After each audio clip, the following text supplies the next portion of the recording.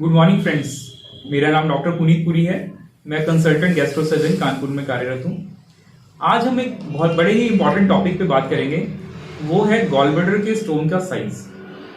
क्या gall bladder stone में size की कोई महत्ता है? एक्चुअली मैं बताऊं, ये जो साइज क्राइटेरिया है ये सारा किडनी स्टोन से इंफॉर्मेशन लेके उसको गॉल ब्लैडर स्टोन के ऊपर एक्सट्रापोलेट करने की बात होती है। लोग ये साइज क्राइटेरिया है ये किडनी स्टोन में इंपॉर्टेंट है, क्योंकि ईश्वर ने किडनी के बाद यूरेटर दिया है और बाद में यूरिन का रास्ता दिया है। तो बड़ी कॉमन सेंस की बात है, छोटा स्टोन जो होगा वो यूरिन के रास्ते से बाहर जा सकता है, बड़ा स्टोन जो है उसको किसी प्रकार का ट्रीटमेंट चाहिए। लेकिन क्या ये इंफॉर्मेशन गॉल ब्लैडर स्टोन के लिए वैलिड है? नहीं, क्योंकि गॉल ब्लैडर की जो बनावट है वो बिल्कुल अलग है। उसको हम किडनी के साथ कभी भी कंपेयर नहीं कर सकते। गॉल ब्लैडर की नली लिवर से निकलने वाली सीबीडी या कॉमन बाइल डक्ट जिसको बोलते हैं उसके साथ जुड़ती है और नीचे जाके आंत में खुलती है पैनक्रियाज की नली के साथ।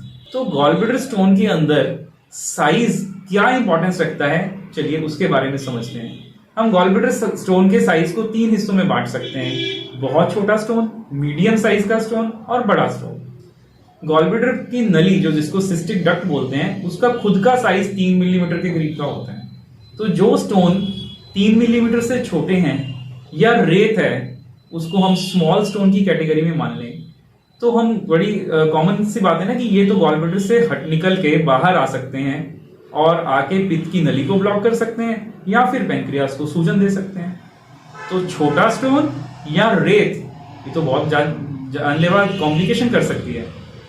दूसरी बात, मीडियम साइज के स्टोन जो कि 3 मिलीमीटर से ज्यादा है लेकिन 3 सेंटीमीटर से नीचे हैं, इनको हम मीडियम साइज के स्टोन बोल सकते हैं।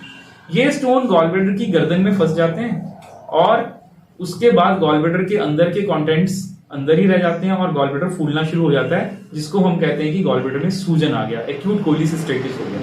और कभी कभी ये सूजन इस कदर भी बढ़ जाती है कि गॉल ब्लैडर की दीवार में होल हो जाता है, जिसको कहते हैं कि gall bladder perforation, gall bladder फट गया।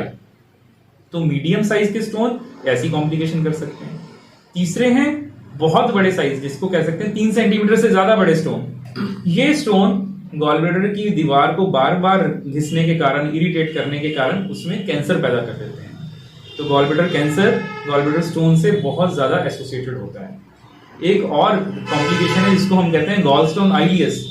ये इतनी भी अनकॉमन कॉम्प्लिकेशन नहीं है, ज्यादातर ओल्ड एज की लेडीज में पाई जाती है कि बहुत बड़ा स्टोन जो गॉल ब्लैडर के अंदर बरसों पड़ा रहा उसके ऊपर छोटी आंत आके चिपक गई और वो स्टोन धीरे धीरे धीरे धीरे उस आंत के अंदर प्रवेश कर गया और छोटी आंत को जाके ब्लॉक कर गया। तो माता जी लोग जो बहुत 70-75 साल की लेडीज हैं उनमें अचानक से पेट दर्द होना, खूब सारी उल्टी आना, पेट फूल जाना, ये कॉम्प्लिकेशन बड़े साइज के स्टोन कर देते हैं। सो इस इंफॉर्मेशन का मकसद क्या है? मकसद ये है कि गॉल ब्लैडर का स्टोन किसी भी साइज का हो, चाहे रेत ही क्यों ना हो, उसको शरीर में रखना बिल्कुल भी उचित नहीं है, क्योंकि हर साइज का स्टोन अपनी अपनी कॉम्प्लिकेशन कर सकता है और इसका एकमात्र इलाज है ऑपरेशन, जो कि दूरबीन विधि द्वारा एक ही दिन में बड़े आराम से हो सकता है और अगले दिन से मरीज अपनी नॉर्मल लाइफ जी सकता है।